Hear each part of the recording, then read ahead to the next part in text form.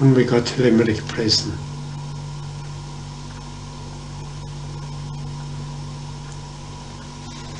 An officer came in and he shouted out, "O'Brien," in the Glen. Well, they thought to stand trial, something. And the next thing was taken up to the top of the prison and sea landing. We stuck in with 9 or 10 carry fellas. Stuck with them for about a couple of days. Then I broke up and joined some of our own lads in other cells, you see.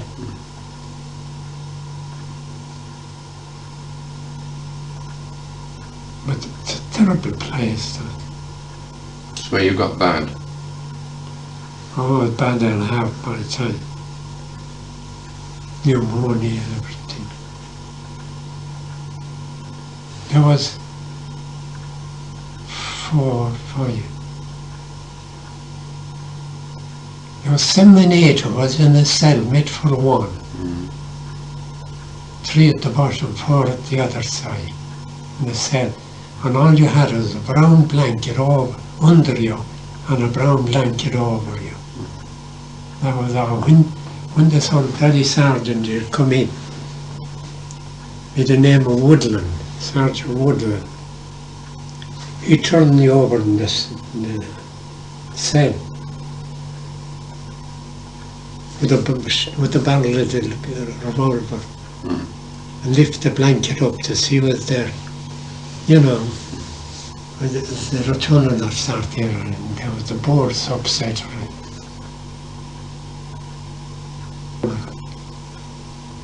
How did you get out in the end? Well, I was shifted into the hospital across the road. And in the hospital about a week, about a fortnight. My mother come down, my sister. She was home from England. She came down.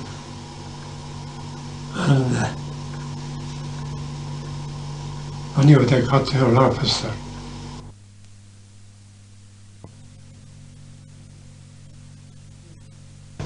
Prison, and put in for my release. Like,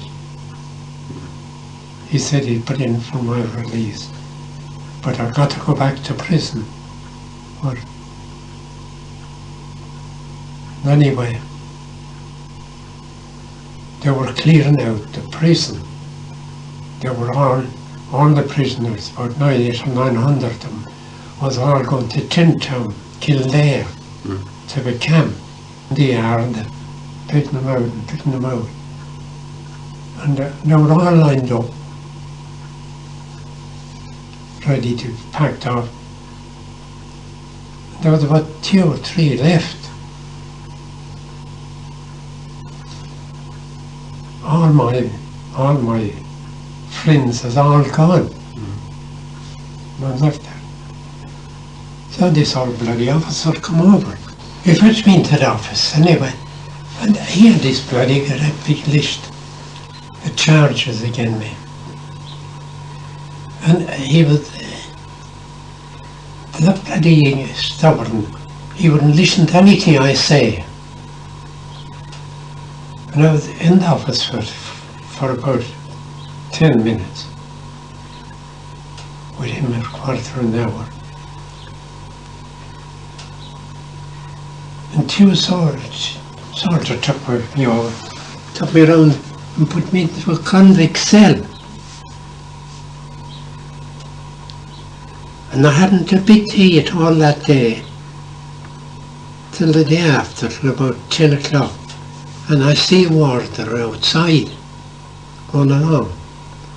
I banged the window, nearly broke the window. No, he'd come in, so he did. He said, "What are you doing here?"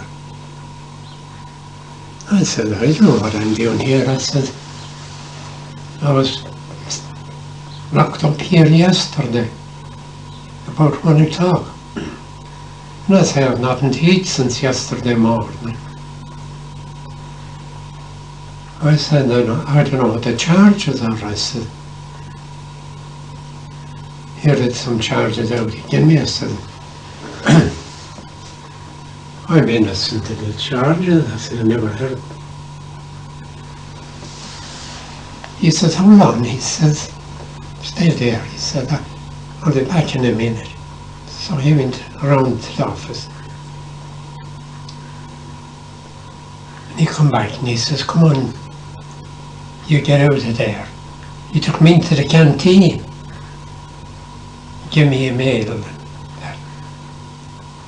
Then they fetched me into the office, to the same officer. His name was Hughes. Read those charges, out he came.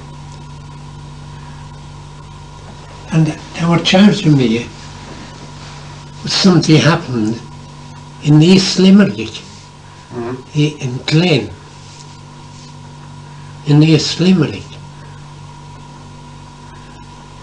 And I told him, I bet I told him 3 times or 4. I come from Glencushabinna, Tipperary, County Tipperary, Glen of Aherlow. And then they found out that the wrong man. Then they wanted to charge me for letting this other fella out in my name. And I knew nothing about it. He had got out in my name, do you see? I knew nothing about it. I never knew the bloke, I didn't, in there. He's a crafty fellow. They shouted out up round from the glen. He hopped it and got away. Anyway, there was a bit of a bother over it. And I left back into the main part of the prison where I was before, sent back in there. And I was released 2 days after. And best of it was, those other chaps they kept back, they were released too. There was 3 or 4 of them, they were all released with me. But they were going to different parts of the country. And when I got my pass, and I got out at the prison, I was afraid they'd pick me up again. Because they used to do it. Release you and pick you up again. Instead of going to the railway, I met to get the train into the prairie. I met for the country. And I'm going along through fields and through hedges and through roads for some parts of it. And I got to this farm. I see the light. This would be near night or dark. And they gave me a big jug of milk and a piece of bread. The farmer directed me on the right road. And I got out in a village called Ola, village of Ola, about 11 o'clock in the night. And I seen this fella going up the village with a cannon, a little cannon, gallon in his hand. And I shouted at him.